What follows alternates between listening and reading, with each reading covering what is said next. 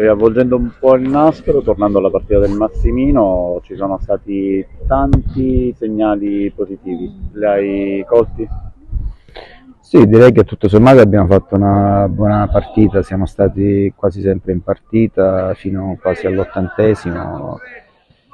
Sapevamo che era una partita difficilissima contro una grande squadra che ha vinto sicuramente meritatamente, però noi abbiamo fatto secondo me una buona figura, anche se il risultato può sembrare un po' eccessivo, perché siamo rimasti, come ho detto prima, in partita fino all'80° e poi le due espulsioni, sicuramente contro una grande squadra come la loro non puoi regalare uomini.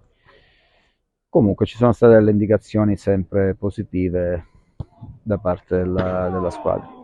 Di buono c'è che il Catania ce lo siamo lasciati alle spalle per quest'anno, ormai è andato, si pensa al futuro, ci sono segnali e indicazioni interessanti. Ecco, che seconda parte di campionato ti aspetti?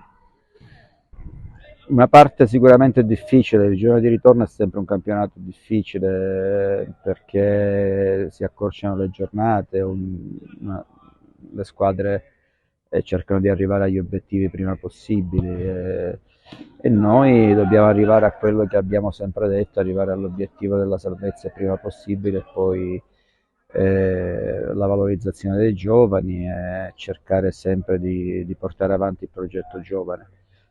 Domenica ci aspetta una partita difficile, anche se può sembrare facile, perché giochiamo contro una squadra che nelle ultime 5 partite ha fatto 2 vittorie, 2 pareggi e una sconfitta. Viene da un momento, da una sconfitta interna, però veniva da un buon momento. Le preoccupazioni sono quelle che tu pensi, o spero che la squadra non pensi di giocare con l'ultima in classifica, ma giocare una partita importante contro una buona squadra.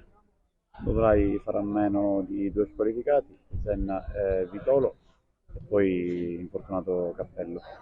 Sì, abbiamo queste 3 defezioni, Cappello e i 2 squalificati, Vitrolo e Frisenna, però il resto è tutto disponibile e mi aspetto domenica veramente una partita di grande spessore e di grande maturità, perché queste sono le partite più difficili, più insidiose e dobbiamo essere pronti ad arrivarci bene con la testa e con la concentrazione giusta per cercare di arrivare a successo e così mettere dentro la classifica ancora più punti per arrivare all'obiettivo prefissato.